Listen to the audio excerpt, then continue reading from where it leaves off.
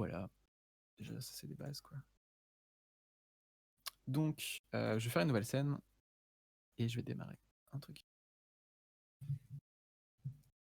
Je vous montrerai 3 exemples, après on fera une pause à 10h30.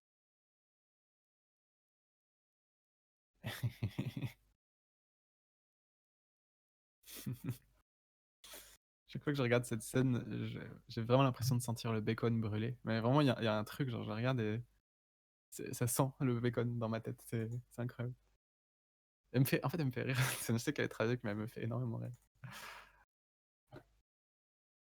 Après, Obi-Wan, il pleure, et puis moi, je pleure aussi, mais à part ça, elle me fait rire. Du coup, ouais, on va partir sur un shader 2D, c'est-à-dire que je vais faire un quad. Donc, je fais Game Object, 3D Object, quad, voilà. Et je veux juste avoir ce truc-là, et en fait, c'est ça qu'on va styliser. On va commencer avec ça, ça va être tout simple. Et l'idée de shader graph, c'est que du coup, on va créer un shader via un système de nodes que je vous ai montré un peu tout à l'heure. Donc pour faire ça, alors je ne sais pas s'il est intégré de base ou s'il faut importer le. Je regarde. Non, c'est bon.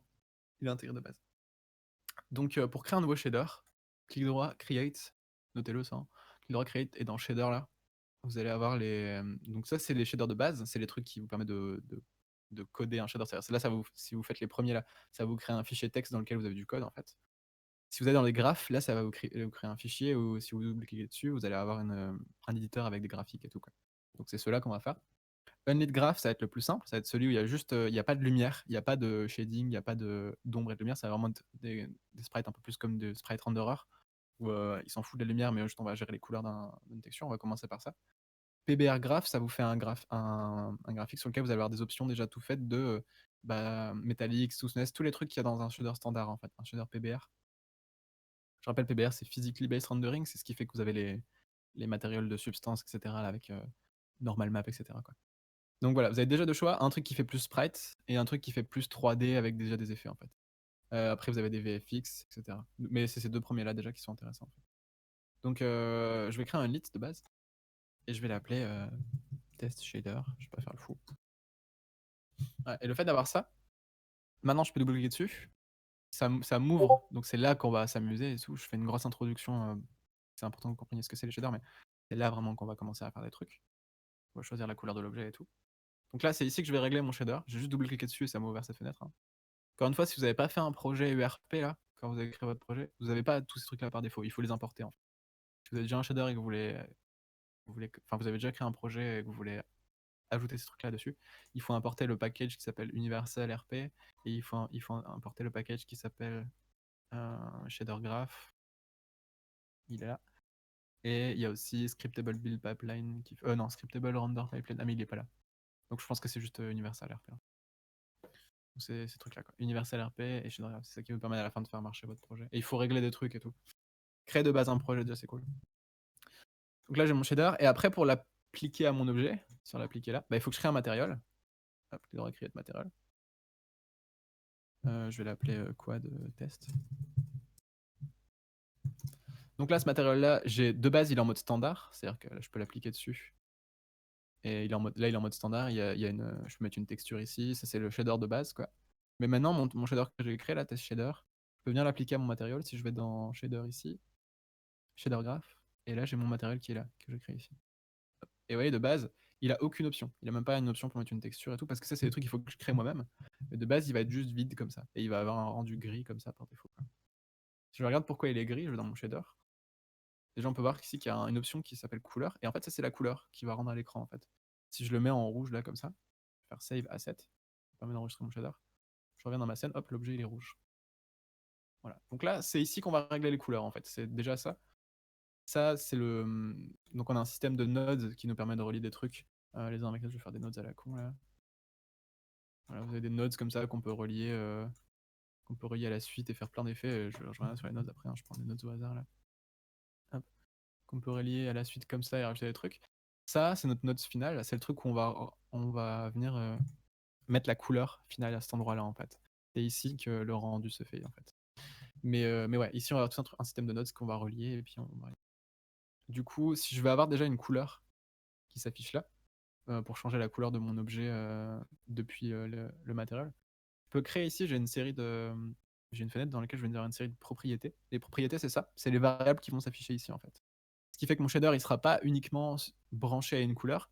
J'aurai un shader qui sera modifiable et que je pourrais créer plusieurs matériels avec des couleurs différentes. Un peu comme le shader standard, où il y en a un seul, le shader standard, mais vous pouvez en créer plein et changer les textures à chaque fois en fait.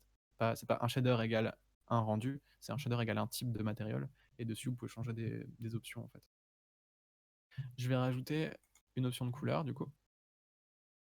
Donc quand je crée, ici le petit plus, ça me permet de créer des variables. Là, il y a plein de types de variables, je reviendrai après sur ce que c'est.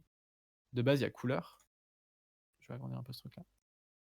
Il y a plusieurs trucs à noter. Déjà, il y a le nom ici que vous mettez. Donc vous pouvez mettre peu importe le nom. Là, je vais mettre test couleur 1. Voilà. Ça, c'est un nom en texte. Il n'y a pas de truc à respecter. Vous pouvez mettre des accents, vous pouvez mettre des espaces. C'est pas un nom comme un nom de variable dans le code. C'est ça en fait le nom de la variable plutôt. Il y a une couleur par défaut. Donc c'est quand vous créez le matériel sur quoi elle sera réglée par défaut. Mais après, ça pourra changer ici. Je vais la mettre en gris par défaut comme c'était de base dessus là. Et après, il y a des modes. Donc HDR, c'est pour avoir des couleurs qui vont plus loin que le blanc, etc. Là, on s'en fout, on va laisser ça par défaut. Mais voilà, déjà au moins ça, le nom et la couleur par défaut. Si je fais save, vous voyez maintenant ici, c'est ça en fait. Les propriétés que je crée là, c'est les trucs que je vais avoir dans le matériel. Là, j'ai sélectionné le matériel qui est ici. C'est les trucs que je vais avoir ici. Et du coup, là maintenant, j'ai un champ, je peux modifier. Ça change pas la couleur par défaut. Hein. Quand je change la couleur, c'est juste la couleur par défaut, c'est au moment où je crée le matériel, la couleur, c'est quoi. Mais là maintenant, je peux changer la couleur ici. Et je peux créer plusieurs matériels. Quad test 1, 2, etc. Où chaque matériel a une couleur différente. Voilà, c'est vraiment une variable, quoi. Je peux. C'est bien la scène, ça? Oui, ça marche pas, je sais pas. Hmm. Ah oui, parce que c'est encore réglé sur rouge, je n'utilise pas du tout ma propriété. Mais par contre, ouais, regardez ici. Là, je peux changer ma couleur là et en avoir plusieurs différents. Quoi. Donc ça, c'est juste des variables. C'est juste ça. Quoi. Pour utiliser la variable, parce que là, je fais pas, parce qu'elle est encore réglée sur rouge ici, mon truc. Je peux prendre la couleur que j'ai créée ici dans le shader graph, la glisser sur mon système de notes là. Et du coup, là, j'ai un truc avec un node de couleur ici. Et je peux relier ça à ma couleur là. Si je fais save asset, voilà. Maintenant là, cette option là, qui est celle-là du coup, parce que la couleur sur laquelle je la règle va directement s'envoyer dans la couleur finale ici, sur le truc qui est là. Et du coup, bah, j'ai un shader où je peux modifier la couleur là. Et là, pour le coup, là, si je le mets en bleu celui-là et celui-là en rouge, en fonction du matériel que je mets, je vais avoir un rendu différent à la fin en fait. Mais déjà, ouais, déjà ça c'est un premier truc. Les propriétés qui sont ici, vous pouvez les modifier là du coup. Et après, il suffit de les prendre, les glisser dans la zone de notes là ici, et vous pouvez les relier à des trucs. Je peux relier une couleur à une position. C'est ce qui est faisable aussi, ça va faire un truc chelou. Mais dans l'idée, il va utiliser le rouge, le vert et le bleu pour déplacer les points différemment. Mais je peux faire ce truc là. On va voir ce que ça fait d'ailleurs si je fais ça. Ouais, ça pète complètement mon truc. Je pense qu'il est carrément invisible parce qu'il est tout pété. Mais je peux faire ça. Donc vous allez voir après, en fait, le truc qui va tout changer, ça va être de penser. Ça me déconne dans ma tête. Ouais, ça va être ma citation de l'année. Ça va être de penser les couleurs comme des chiffres. Et là, ça va être le gros truc, le gros travail qu'il va falloir faire.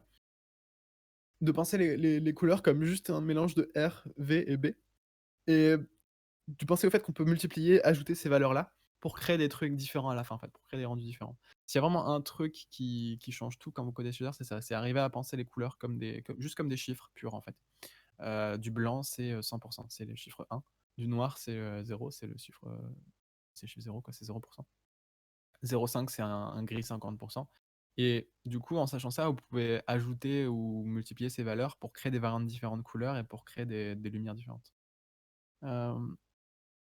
Avant d'aller plus loin, je vais faire une petite pause là bientôt. Mais est-ce qu'il y a des questions déjà par rapport à ça, par rapport au shader et tout?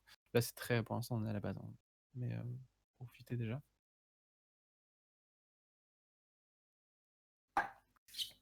Non, ça va pour l'instant? Pas beaucoup d'éléments en même temps.